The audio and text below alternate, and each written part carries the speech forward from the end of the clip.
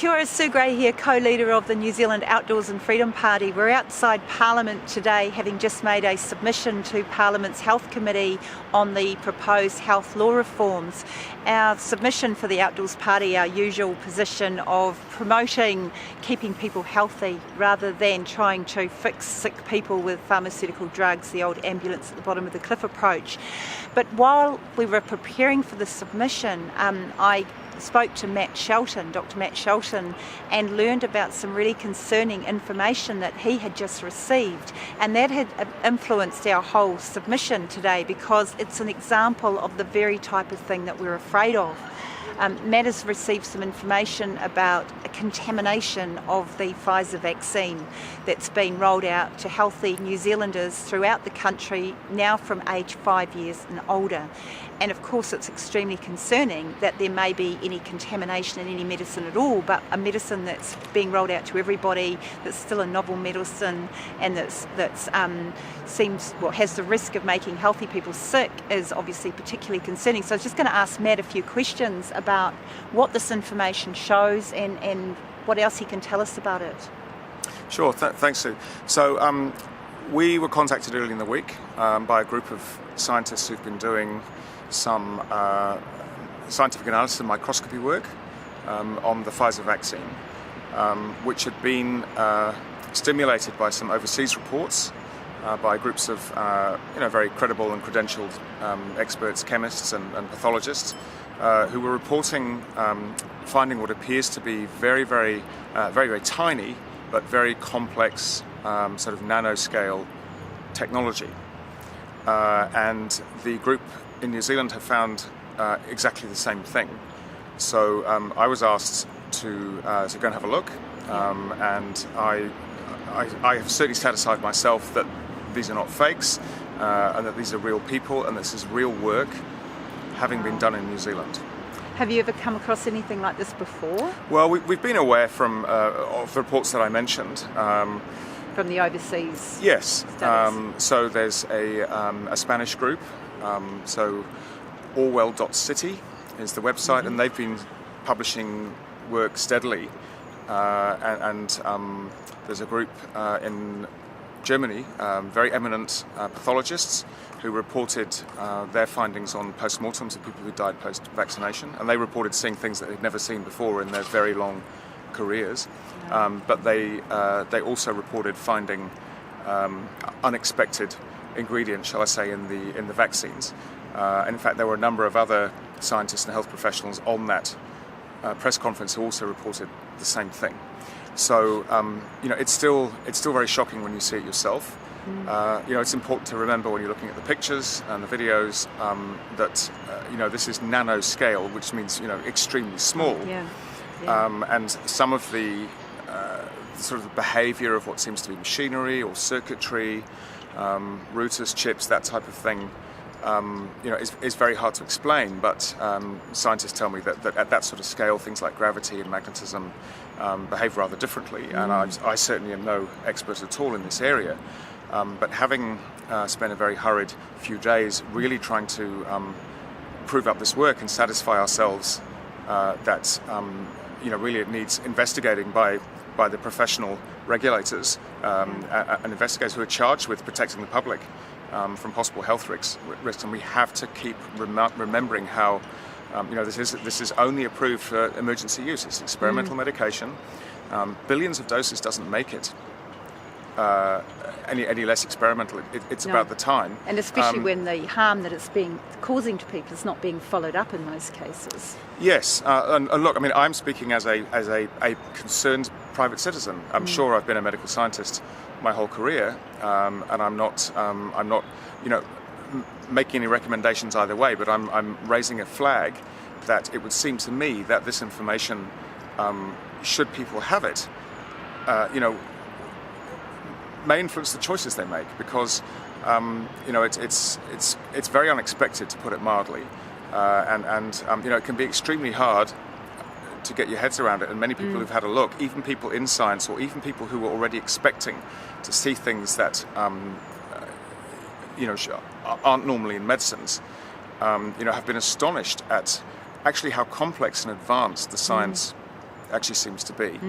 Yeah, I studied microbiology. I've never seen anything like this. It's completely different until some of the recent international studies on these vaccines. But Yes. prior to that, it's completely a new world, isn't it? It's nothing like I've ever seen under a microscope before. Well, look, it is. And, there are people who do microscope work in clinical medicine all the time. And again, in the time we've managed to speak to people who've been doing this work for years, and they similarly say that they haven't seen it before. And there's a tension between trying to write a waterproof submission with many experts, almost a sort of criminal case level submission, versus just needing to put this information in the attention of the people who are much better resourced and skilled than we are to actually make that call whether there may be a human health issue. Yeah, well, we've already tried today to arrange an urgent meeting with the Director General of Health, with representatives from MedSafe and representatives from Crown Law, and we were extremely disappointed that they advised that they were not prepared to meet us. Very frustrating, because obviously they're the people that are responsible for medicines in New Zealand, and they're the people that potentially could put out a notice putting people on, or giving a warning that there are risks here that need to be further investigated, and that people perhaps may wish to take some time before they proceed to get a medicine, or even that they could suspend the rollout until this is fully investigated, as they would do, for example, if there was a food that was suspected of being contaminated. So we tried that. We tried the most obvious approach, and they wouldn't meet. As it turned out, the Outdoors Party was making a submission to Parliament's Health Committee this afternoon. So we have given information as much as we could in 5 or 10 minutes to the Parliament's Health Committee, and asked them to urgently use their powers as our public representatives to bring this matter to the attention of the relevant people so that this can be suspended and necessary steps can be taken. We haven't had any answers from them yet. We don't know what they're going to do, but we remain hopeful that they'll do the right thing and they will raise this with their colleagues, and the matter will be given some urgent attention. It's really difficult in our position, having the information. We want to make the public aware of the risks, but we don't want to obviously cause any unnecessary alarm. If people have already had the injection, we can't do much to help them, but what we can do is raise awareness to people who may be thinking about it, to say, hey, there are some questions here. There's been talk about this possible nanotechnology in some of these injections, and we didn't know if that was a real issue in New Zealand. We'd seen some evidence from overseas. Well, we now have seen some concerning evidence from New Zealand that does need full and further investigation. So, Matt, you've got this information. What are you going to do with it from here? What are your plans from here? Well, I would still like to try and get it in front of regulators and people in government. There's more time to prove it up, and believe me, the last person, I'm the last person that would wish to be put in this position. But I was asked to have a look at it, and I've given a sworn statement to the effect that I have seen the work myself. I've tested the validity of the people, and in fact there is another small group in New Zealand who've actually just produced similar work, not with the same state-of-the-art equipment and expertise, but it's all consistent. And I would also emphasise that this is not new work. What is new seems to be confirmation that it's an issue for New Zealand, the New Zealand product. Yeah, so just to have a think about what happens, this process of approving medicines, the overseas applicant makes an application to New Zealand MedSafe to assess the safety and efficacy of the medicine, whether it meets the criteria for approval in New Zealand. We know from documents obtained under the Official Information Act that MedSafe declined full approval of this medicine because it wasn't satisfied that it met the threshold for safety or effectiveness or the product integrity, which is really interesting. They didn't know because scaling up from a laboratory to commercial industrial production, there's obviously a lot more risk. So it's possible that something has got into it that shouldn't be into it, that the regulator doesn't know about. It's possible that the manufacturer always had something in it that wasn't fully disclosed. We don't know because none of us have seen all of the information. MedSafe's been very, very coy about what information that they've given us and what arrangements that they've got with Pfizer, who are the producers of the product. So there's a lot of unknowns. The hope is, though, that if we can give this information to MedSafe, they can step up as the regulatory body for New Zealand that's responsible for the safety of medicines in New Zealand and raise the red flag, warn doctors, nurses, vaccinators, warn the public that there seems to be something wrong with this product. There's ingredients in it that are extremely unusual, that they appear in photographs, they appear under the electron microscope, and they are not disclosed on the product data sheet in any of the materials that I've seen, and I've looked at extensive MedSafe materials for this product. There's no disclosure of these materials in this product. Yeah, and I would have to add that 5 minutes on the internet will tell you that this technology is available, known, and in a very, obviously a very advanced state. It's not suddenly happened by accident. There's obviously been a lot of work and a lot of research and a lot of money thrown into this very complex and frankly quite incredible area of science. Yeah. So I think there's there's certainly background confirmation that we're not seeing that we're seeing what we think we're seeing. And of course, so we'll try very hard to come up with other explanations for what we see, and it's very easy to dismiss most of those. And there's work being done on controls and looking at the vaccines and things for sure, and that will be forthcoming. But we have a moral and I would say legal and criminal justice obligation to try and get this information where it needs to be. Yeah, absolutely. The sense that with knowledge comes a sense of responsibility that you've got to do something with the information. And I would continue to be prepared to look like a complete fool and a bloody idiot, of course, and to be proven wrong. Well, better to put a warning out and it proves to be an unfounded warning than to sit on information that may potentially be causing serious harm to numerous people and say, gosh, if only I had told someone, it may have saved lives. Absolutely. Yeah. I just wanted to check with you that we know that it contains synthetic nucleic acids in the mRNA part of the product. We know that it contains nanotechnology lipids. What you're observing based on the discussions you've had with the experts that have been involved, is it something that's beyond these nanolipids and beyond this mRNA technology? Well, it seems to be separate from that.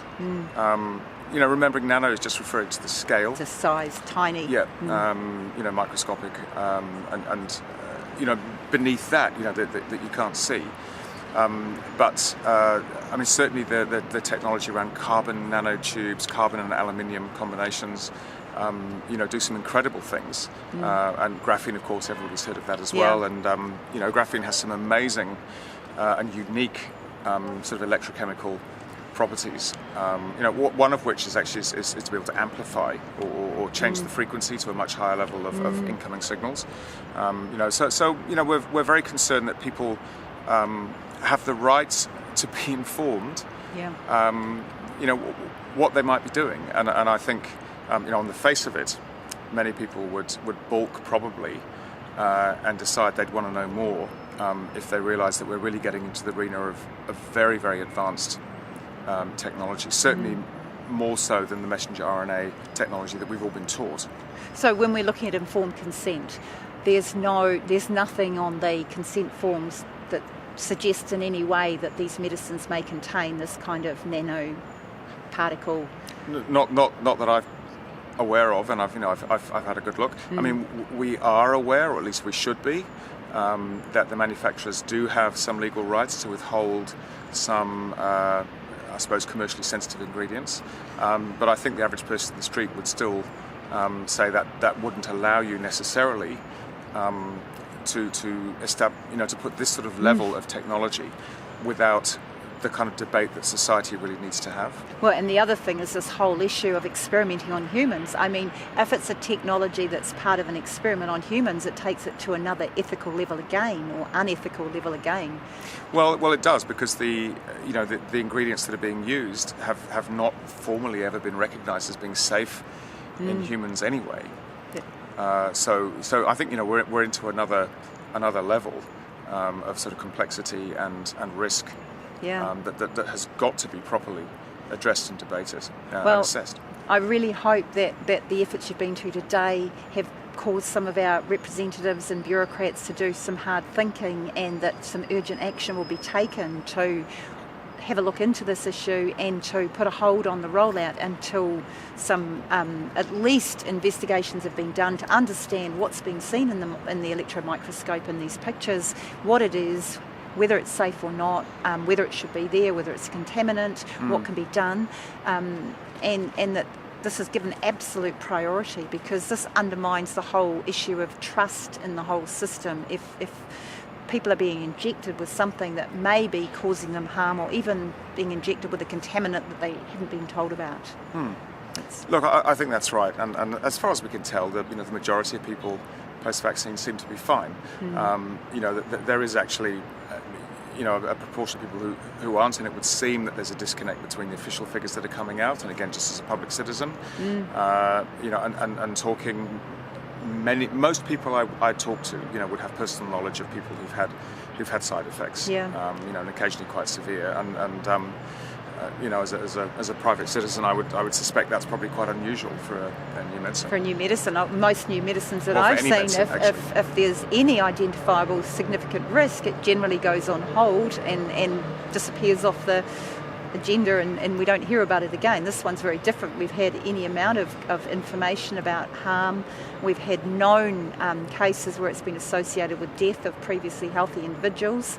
The coroner's or pathology reports confirming this. We now have official warnings of myocarditis, but this type of thing we've seen today is a whole new level of concern again, isn't it? It's a new one on top of all that.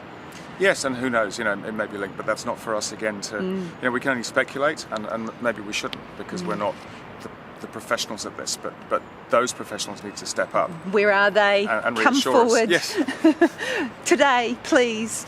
And meanwhile, look, thanks, Matt. It's been absolutely courageous of you, all of the things you've done to stand up for the public of New Zealand and for the professional integrity of medicine and the right of informed consent. Everything you've done, you've put yourself at a huge, enormous personal cost to do the right thing. We're going through a very weird time in history where everything seems to be upside down, inside out. Yep. Hopefully we will soon hit that turning point and things will come back to normal. We'll get some sort of reality check where the law is the law, ethics are ethics, people are told the truth, and people can make informed decisions. Yep, thank you. And I mean, there's a healthy dose of self-interest, in everything that many of us do, of course, as well. So. Well, we all want to know for our own families and friends and colleagues too, don't we? Absolutely. Yeah. Well, thank you. Thank you, Sue. Okay.